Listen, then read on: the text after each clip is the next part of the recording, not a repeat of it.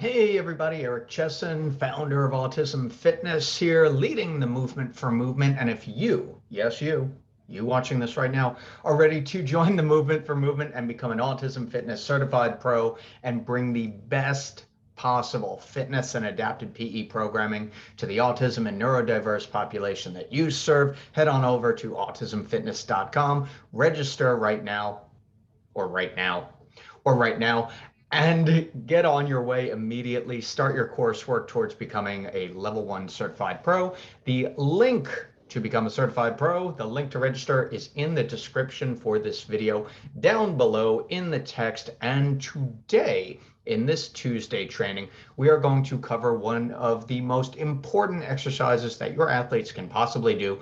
And it also, what I love about this exercise is that there is a clear pathway of generalization for this exercise.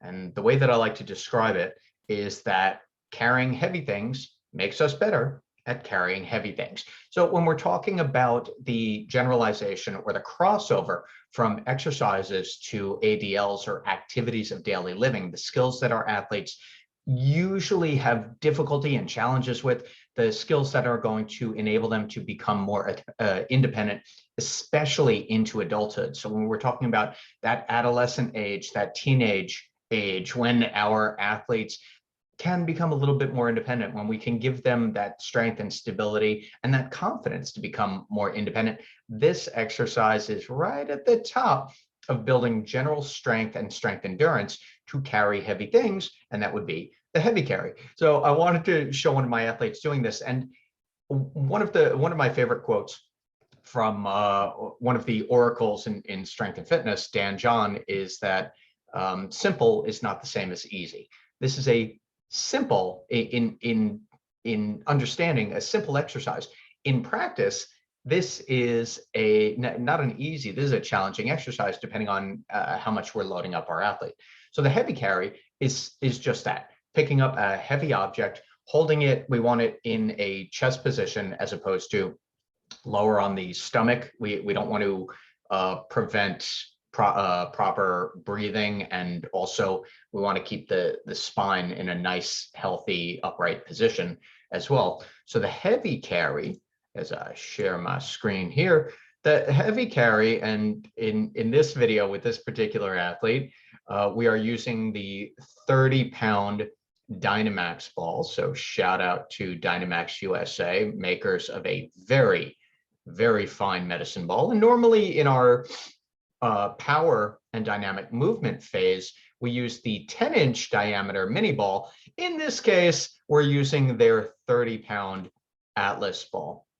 So one of the things is I like to set up the ball high for the athlete if the athlete is not yet ready to pick up that 30-pound ball off the ground, right? So there's a heavier weight here at 30 pounds. So we may prop it up on a box or on a higher surface, but that's it as far as the setup. This is not a very complex setup exercise.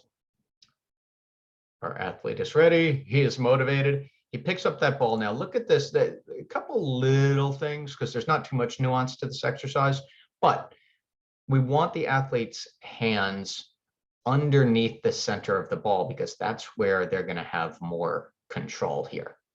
All right, so we want them set up and really hugging that ball tight when they start. Otherwise, that ball is going to start to droop. As the ball starts to droop, we're going to lose control on that because it's not going to be in the strongest position. All right. So here you go. He resets. He does a really good job. You can't see his head right there because it's blocked by the giant ball. And we have our athlete go to a specific point. You can see the blue cone over here in the right.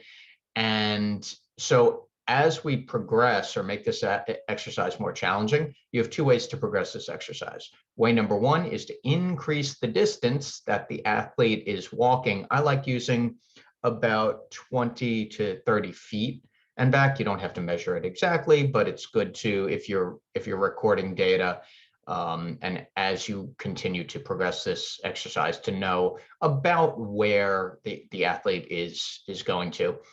And secondly, we can increase the load of the weight. So we can go from this 30-pound medicine ball to a 40 or 50-pound. I like using sandbags a lot. Just so happens that Dynamax was cool enough to send us a tester ball in the 30-pound. So great implement to carry. And then we have the athlete place the ball down. And so that's the heavy carry. So as far as the technique, I would say not much to it, but three things. Number one, we want the athlete setting up correctly so that they can grab the ball and hug it. That's step one. Step two is we want the athlete to keep the ball at this high chest level and not have it start sinking down here. If we see it starting to sink down here, you see that I, as a coach, am right on the side, so I might help the athlete prop it back up and reset it into position. We're not going to start all the way back at the box again. What we're going to do is just help prop it back up into position. And three, we have the athlete go to a particular point. I like using a cone for that, and then turning around and bringing that ball back. So those are the basic three steps here for this exercise. The keys in progressing it or making it more challenging, of course, are increasing the distance or using a heavier object.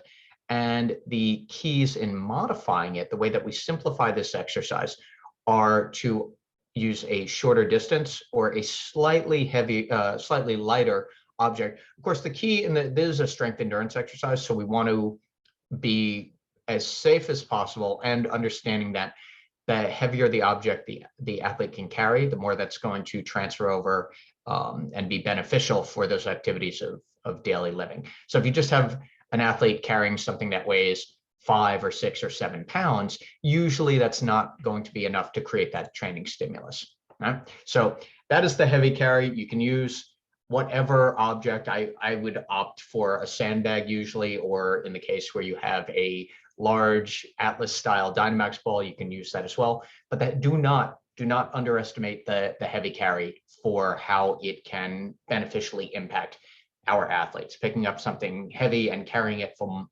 one spot to another may seem too simple to have any benefit, when in fact it is one of the most functional, yes, I said functional, but I mean functional in that there's an immediate crossover or carryover to real life for our neurodiverse athletes. So I hope that's been helpful and compelling enough for you to start involving heavy carries for your athletes.